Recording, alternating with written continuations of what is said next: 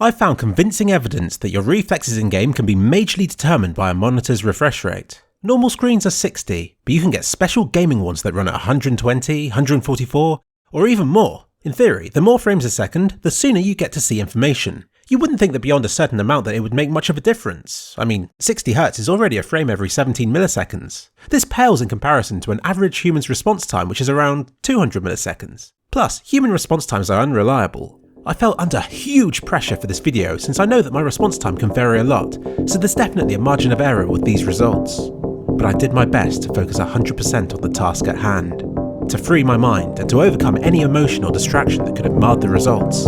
In other words, I used this site and clicked when the screen turned green. Each of the results shown here is an average of 5 tests, and I then repeated each of these 5 times and in this order to try and be fair, so it's not like I did all the 60Hz ones when warming up and 180Hz ones when tired or anything. It's as fair as I could have managed. And wow, what a result! At 60Hz I was almost always getting reaction times of greater than 200 milliseconds. At 120Hz and above, it was almost always below. Even with variances between results, it was a large enough improvement for me to see it with almost every result despite, obviously, not feeling that I was performing any better. There was a staggering 22 millisecond improvement from moving from 60Hz to 120. I don't even know how this can be when the math says that the average improvement should be like 9 milliseconds max. But I was very consistently better and by a clear margin. 144 and 180 showed marginally faster response times again, which in a way I'm disappointed with because it's too good to be true. I'm going to say now that I'm using a monitor that Asus gave me to do a review on over in 2Clicks Philip. But all of this research is my own and unrigged. I really did just see having a 180Hz monitor as a great opportunity to test this subject. Honest. But still, I'm going to err on the side of caution here and say that these improvements could just be down to lucky runs pushing down the average. The only noticeable jump that I'll stand by is the one from 60 to 120Hz. But refresh rate isn't the only thing that determines how quickly things update. There's also response time, which is how long it takes for the pixels to change from old information to new. If this is too slow, then it causes issues like ghosting. You'll see monitors claiming 5, 2, or even 1 milliseconds for this. These are all incredible results. They are also lies. Don't ever believe what manufacturers claim, since they all do these tests in different ways, from black to white, from colour to colour, or from grey to grey. It makes their claims incomparable with others and thus pointless. Instead, look up reviews for monitors you want to buy and make sure that the response time isn't a problem. There's a trick that monitors can use called Overdrive, which runs more voltage through the pixels to try and get them to change more quickly. Too much can cause horrible colour inversions. I used to have a monitor that would display pink rings around the sun on dust 2 whenever I looked around quickly, for example.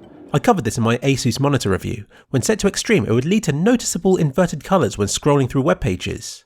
But does having it enabled reduce response times? From my results? No.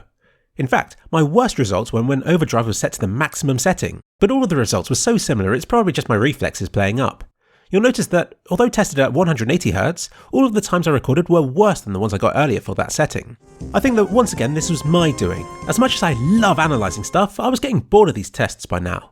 You can see me pushing through to the end with a few good final results. In short, I can't say that the Overdrive setting made a difference to my reflex rate.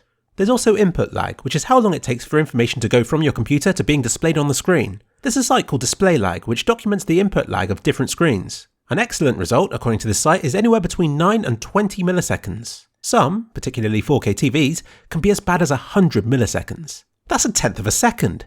Larger screens, even computer ones, perform more poorly. Once again, consult independent reviews when buying if you're concerned about these things. Okay, so moving from 60 to 120Hz seems to improve my reflexes by a disproportionately large amount. Just for lols, what about going from 60 down to 30? Once again, I alternated between the two settings and once again got a very definite and consistent result. Just under 200 milliseconds average for 60 and 260 milliseconds for 30. A very noticeable jump. My reflex time has gone from very good down to just being standard when compared with all of the other results on this site. Incredible. But let's push it further. Lastly, I switched to my cheap Polaroid TV. Hey, I only use it for Netflix and chill, it doesn't have to be cutting edge. This TV has 60Hz, but can go down as low as 23. Yeah, that's right Philip, it's disgusting. Truly going low material. And with this setting, my response time increased to 290 milliseconds. That's over 100 milliseconds worse than the gaming monitor results. Disgustingly, noticeably laggy and only good enough for console gamers. Even the 60Hz results were 30 milliseconds worse than with my computer monitors. TV screens, or this one at least, aren't suited for high-speed action. So in conclusion, Refresh rate has a larger impact on response times than it has any right to.